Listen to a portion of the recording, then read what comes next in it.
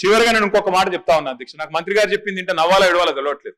ఒకవైపు రాష్ట్రంలో 480 మంది రైతులు ఆత్మహత్య చేసుకున్నారు, పంటలు ఎండిపోయి ఏడుస్తా ఉన్నారు. ఇది పీక్ సమ్మర్, నీళ్లు లేవు, తాగునీళ్లు లేక గొంతెండి ఏడుస్తా ఉన్నారు. ఈ పరిస్థితుల్లో మే నెలలో ఎవరో, నిజంగా చెప్తా ఉన్నా అధ్యక్ష, నాకేం వేరే అభిప్రాయం లేదు, కానీ మిస్ వరల్డ్, మిస్ యూనివర్స్ అనే వాటికి ఎప్పుడో పోయింది అధ్యక్ష. వాటికి ఉండే ప్రెస్టీజ్ గతంలో ఇప్పుడు పూర్తిగా పోయింది. కానీ అదేదో పెద్దదో సాధించుకొచ్చినట్టు, అదే అంతర్జాతీయ ఈవెంట్ ఏదో ఇక్కడ జరిగితే ఏదో రాష్ట్రానికి లాభం వస్తుంది, మేమేదో అడ్డుకుంటున్నట్టు నేను అడుగుతా ఉన్నా అధ్యక్ష వారిని. ఏమన్నారు సార్ వారు? మిస్ వరల్డ్ పోటీల వల్ల ఆదాయం వస్తుంది రాష్ట్రానికి, కొలువులు వస్తాయి, ఉద్యోగాలు వస్తాయి అన్నారు. ఎట్లొస్తాయి, ఏడికెళ్ళు వస్తాయి చెప్పాలని చెప్పి నేను కోరుతా ఉన్నా. నెంబర్ 1. నెంబర్ 2 అధ్యక్ష, నేను ఒకటే అడుగుతా ఉన్నా అధ్యక్ష, మిస్ వరల్డ్ కి 54 కోట్లు ఖర్చు పెడితే తప్ప అంటున్నారు.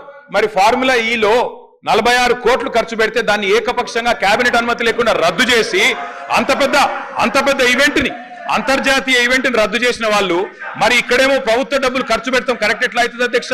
చివరిగా నేను ఒకటే అడుగుతా ఉన్నా అధ్యక్ష, ఇవాళ టెస్లా అనే ఒక కంపెనీ ఎలక్ట్రిక్ వాహనాల కంపెనీ అధ్యక్ష, భారతదేశంలో యూనిట్ పెట్టాలని చెప్పి ఎదురు చూస్తా ఉన్నారు.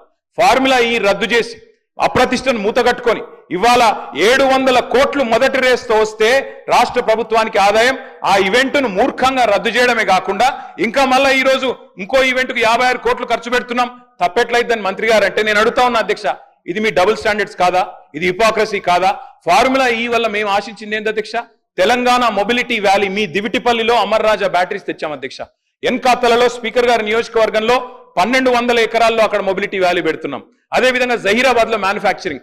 ఇన్ని చేసిన ప్రభుత్వాన్ని మరి బద్నాం చేసి ఇలా మిస్ వరల్డ్ మాత్రం మొత్తం కొలువులు వస్తాయి, ఆదాయం వస్తుంది రాష్ట్రానికంటే ఎవరిని మోసం చేస్తున్నారు మంత్రి గారిని అడుగుతానో క్లారిఫై చేయాలని కోరుతాం.